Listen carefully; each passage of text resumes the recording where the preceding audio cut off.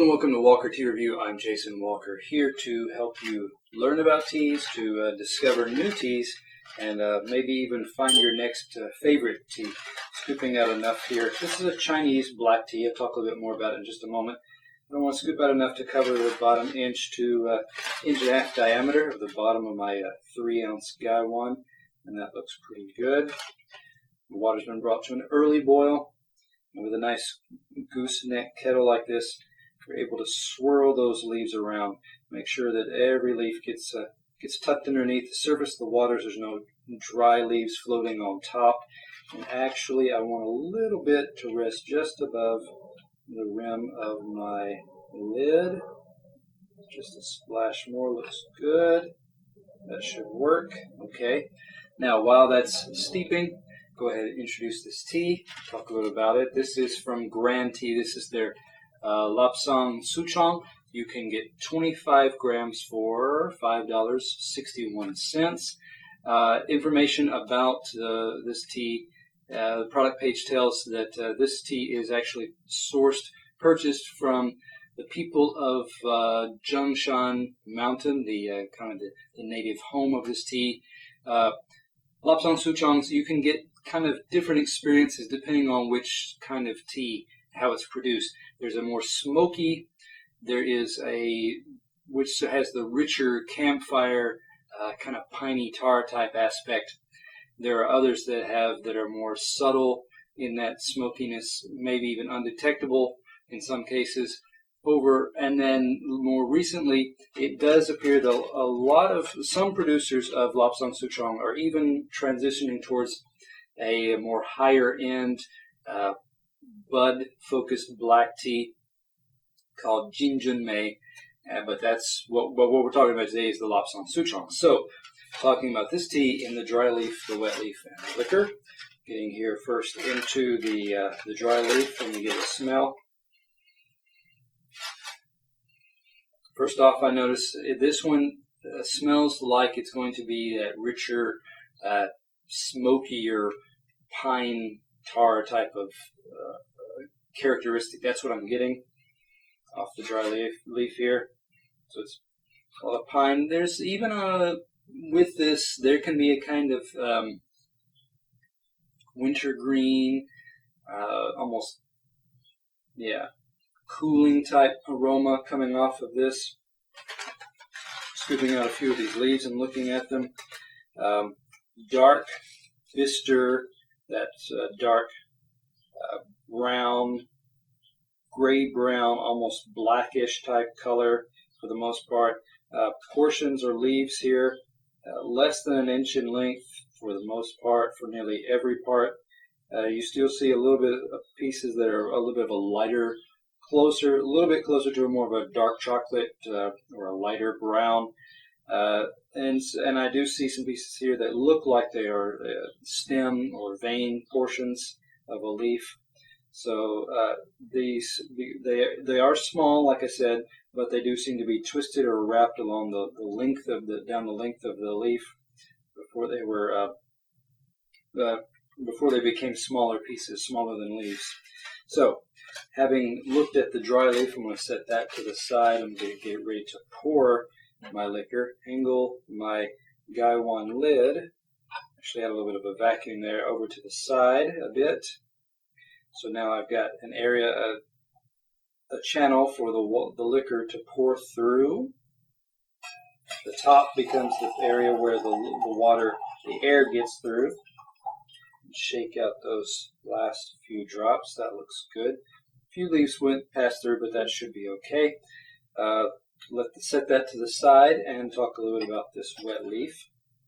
Give this a bit of a shake here and give it a smell now.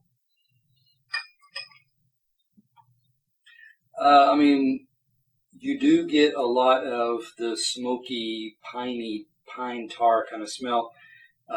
Underneath that, just as this tea, the aromas the steam initially hit me, there was a bit of a raisin bran kind of element there. So you do have a bit of a toasty, a bit of a sweet, grape raisin type smell. But again, that's faint. The tar aspect kind of took over fairly quickly. As it cools a little bit now, as the steam dissipates, the heat dissipates, it's picking up a little bit more. Still a bit of that raisin bran type aspect. A few leaves stuck to the lid here. I want to scrape those off and be able to kind of choose the leaves that I put here. So doing that, dropping those back in, I'm going to just kind of pinch. Because these are leaf portions, it's going to be hard to just pick out, and because they're small, it's going to be hard to kind of pick out individually and hold that up for any real effect. What I see here are, again, leaf portions that have, for the most part, in most cases, unfurled so that you can actually kind of see the color has moved from that bistre brown-gray color to a bit closer towards a deep brown with a tinge of red to it. Let me do just a pinch more. These look to be, again, leaf portions, and not necessarily, I don't see indication that they were necessarily buds. Although having said that, I do have a sharp pointed tip, like this was the tip of a leaf, possibly a younger leaf. Hard to tell though. So, set that to the side and get down to the liquor here. Let me hold this up, swirl it around a little bit. Deep brown red color, deeper than, say, coppery, beyond that level. So it's a pretty heavy brown red molasses maple syrup type of color for that. And give a sniff here. Still some smoky element coming, although it's milder, much milder than the dry leaf. There's a bit still kind of an element of a grape or a raisin bran with the raisins and the toasted flakes.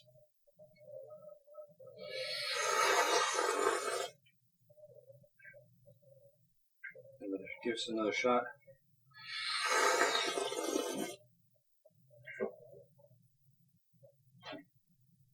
Now, the liquor here, you pick up pretty quickly on that smoky, that smoked pine tarry kind of element there, and it adds this kind of a kind of astringency, really, a coating on the mouth that feels also like a bit of a pine sappy kind of sticky, drying type of sensation. So it seems to be beyond the usual briskness of a tea to more of that, again, the smoky element and the tarry aspect seem to be carrying the characteristic of the mouthfeel here.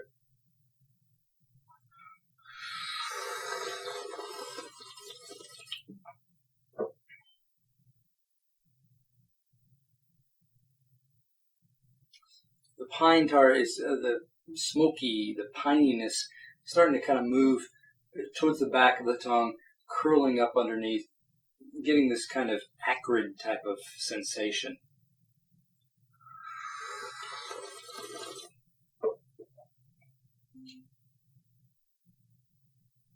There is some tea taste here.